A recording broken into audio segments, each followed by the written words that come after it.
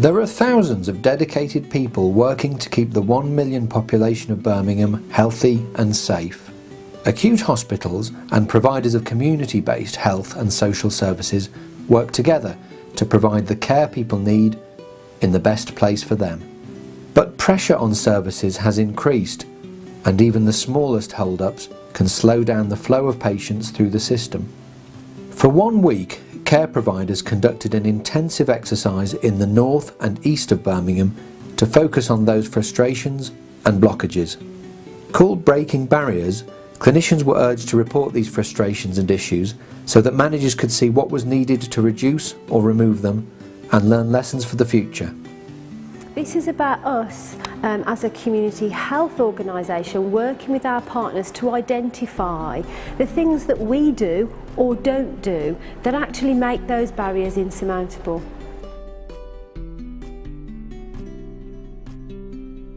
If we can work together across the system to identify what those barriers are and actually together find solutions, we can improve the patient experience immensely in the care that we provide. Breaking Barriers is about improving patient flow, preventing unnecessary admissions to hospital and avoiding hold-ups in getting people back home when they no longer require acute care. Sometimes patients are clinically fit for discharge, but delays result from barriers both big and small. Practical things like waiting for medicines to take home or for patient transport. On other occasions, the problems are more difficult to solve, so professionals and families work closely together to resolve often complex domestic care arrangements.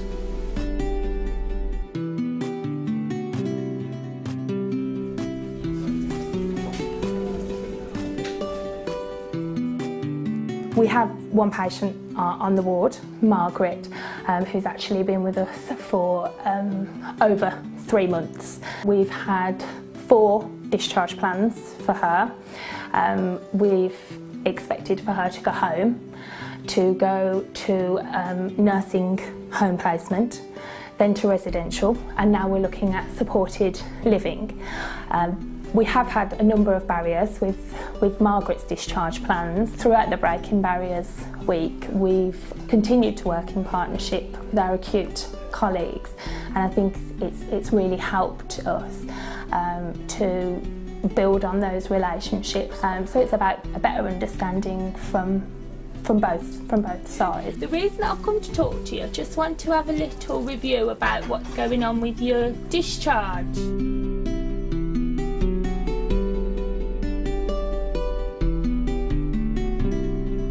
Breaking Barriers is about improving patient journey, strengthening partnerships and learning lessons for the future. Breaking Barriers Week was an opportunity to strengthen partnerships and focus on speeding up patients' progress along their personal care pathway. I'm working as the interface between the community and the hospital. I think one of the key things about this role has been networking, to actually get to know the consultants, and they don't want to just let go of these patients into the community if they're concerned about their medical status. So getting to know somebody like myself as a clinician gives them the assurance that their patient is going to be looked after when they go home medically. Breaking Barriers together helps care professionals build stronger partnerships and work more flexibly across organisational boundaries to deliver patient-centred care. From working together with Good Hope, I feel that it's been really successful. I think it's been a partnership thing and putting the patient at the centre of everything that we've done. And I don't think we wouldn't have been as successful without working with yourselves as partners.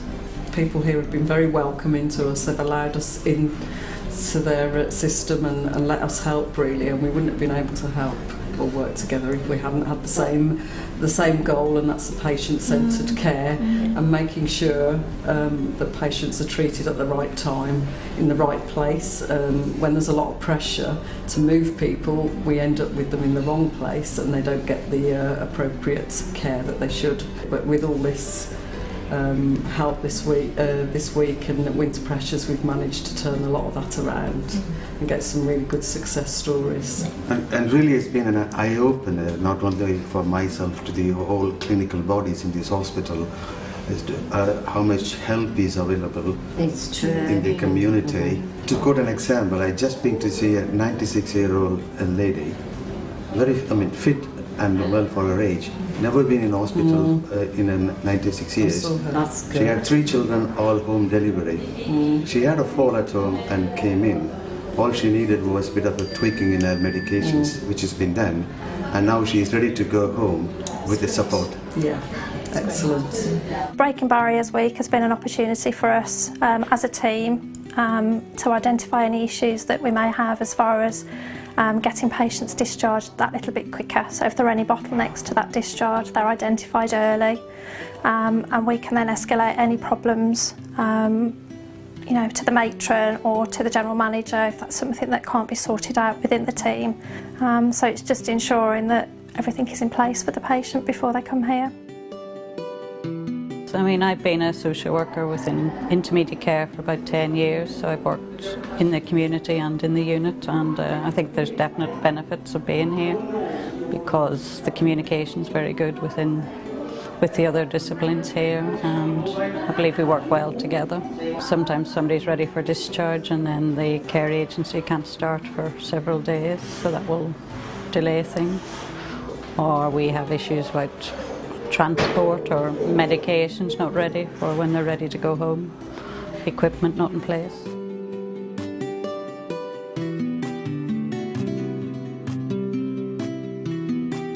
From a post-social work perspective, I think people that we meet prefer to be in their own homes. They find it much easier to have services coming to them. Above all, the Breaking Barriers philosophy is about working collaboratively to provide the very best clinical care while keeping a firm focus on individuals' personal needs and wishes. For most people, that means delivering care where they want to be most of all, in their own home. Beryl Guest has a chronic condition that affects her breathing. She's been cared for at home by community nurses and therapists for many years. So when she had to be admitted to hospital briefly, she was determined to be back home as soon as possible. I've obviously got COPD. I don't like hospitals. I don't like going to hospital. I'd rather stop at home and look after myself at home. When I was having trouble with my breathing, my nurses come in and was treating me with antibiotics, steroids. It wasn't getting any better, it was getting worse. Kept trying to get me to go to hospital, but I kept saying no. In the end, the doctor phoned and asked if I'd go for an x-ray, so I said yeah, but I ended up going in and they was going to keep me, but Bev managed to get me back out of hospital, which I was pleased about. One of the reasons I won't go and don't want to go is because I've got animals. I've got 3 little dogs that I look after by myself, and if I'm away, my dogs don't eat, so I'm sat in hospital worrying about my dogs, besides worrying about my own health, and I feel I'd be best off at home anyway, because I'm more relaxed. My role is to support patients with long-term conditions such as COPD, heart failure, and try to give them support to keep them at home as long as possible. Well, with Beryl, she started to have an exacerbation which didn't respond initially to the antibiotics and the steroids, and she didn't pick up as quick as I'd like her to, because she lives alone. That gave me a little extra concern. At that point, I'd had to prepare Beryl into going into hospital because I knew it was something that she didn't want, and we're always very careful not to promise that we will keep people completely out of hospital, because at times it has its place and it is important for certain treatments that they have to go in.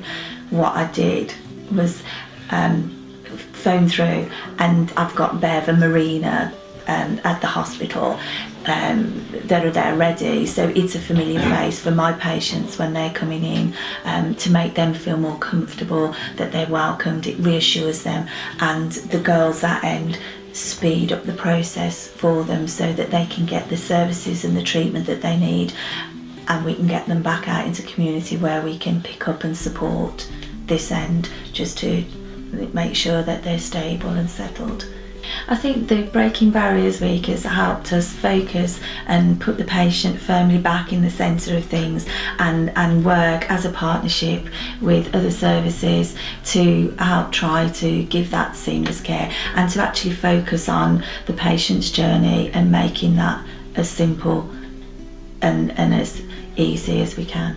Now the challenge is to make sure everything we learnt in Breaking Barriers Week helps us improve the way we work together in the interests of patients. So Breaking Barriers was a great week for us. A lot of our patients move between social services, community services and the acute hospital, and spend a lot of time moving between those organisations. The patient really shouldn't be able to see the joy in where one organisation starts and another ends, but often they do. So to have a week where we concentrated working all together, walk the wards together, spend some great time with Andy Harrison in terms of how can we work better and do things differently, so this is great for the patient.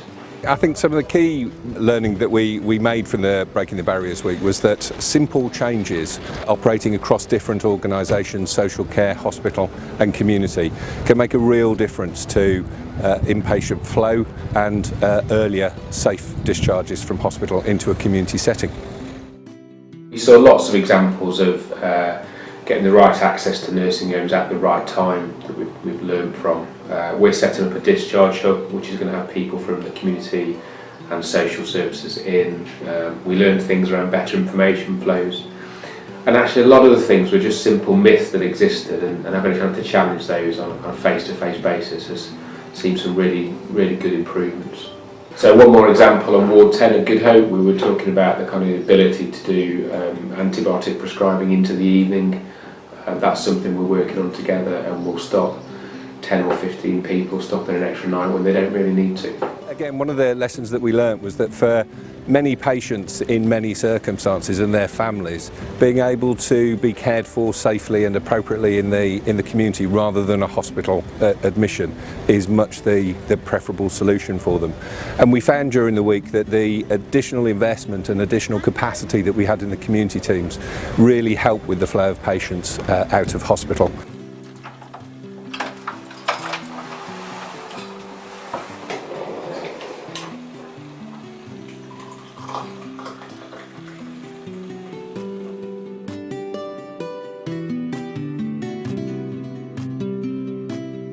I'm really grateful of them to help me be getting a place of my own and to be independent, because at the end of the day that's what you need.